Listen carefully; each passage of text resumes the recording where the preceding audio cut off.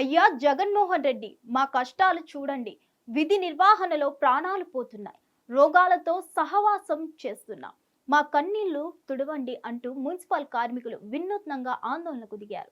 అనంతపురంలోని municipal కార్యాలయం ఎదుట ముఖ్యమంత్రి జగన్, ప్రభుత్వ సలహాదారుడు సజ్జల రామకృష్ణ, మున్సిపల్ శాఖ మంత్రి ఆదిమూలపు సురేష్ చిత్రపటాలను ముఖాలకు తగిలించుకొని వినూత్న రీతిలో ఆందోళన చేపట్టారు కార్మికులు.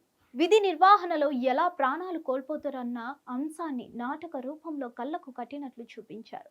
ప్రాణాలు సైతం పణంగా పెట్టి నిధులు నిర్వహిస్తున్న కార్మికులపై నిర్లక్ష్యం వహిస్తుందని వైసీపీ ప్రభుత్వంపై నిప్పులు చెరిగారు. పారిశుద్ధ్య పనుల్లో నిమగ్నమై ఆటో ఢీకొని ముగ్గురు, విద్యుత్ స్తంభం వద్ద తీగలు సరిచేస్తూ ఒకరు, ఇలా ప్రాణాలు కోల్పోయే వారి కుటుంబానికి దిక్కెవరంటున్నారని ప్రశ్నించారు. ఇప్పటికైనా రాష్ట్ర ప్రభుత్వం కార్మికుల సమస్యలు పరిష్కరించే దిశగా చర్యలు తీసుకోవాలని డిమాండ్ చేశారు మున్సిపల్ కార్మికులు.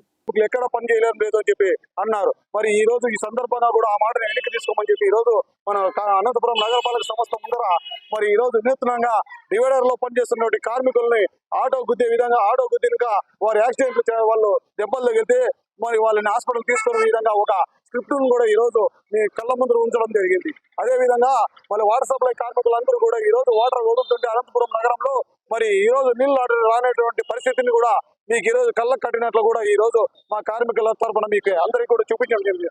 అదే విధంగా మరి స్ట్రీట్ లైట్ కార్మికులు ఎన్నో దఫాలుగా ఎన్నో సందర్భాలలో కరెంటు షాక్ కొట్టి మరి పోల్ మీద నుంచి కింద పడిన సందర్భాలు ఎన్నో ఉన్నాయి.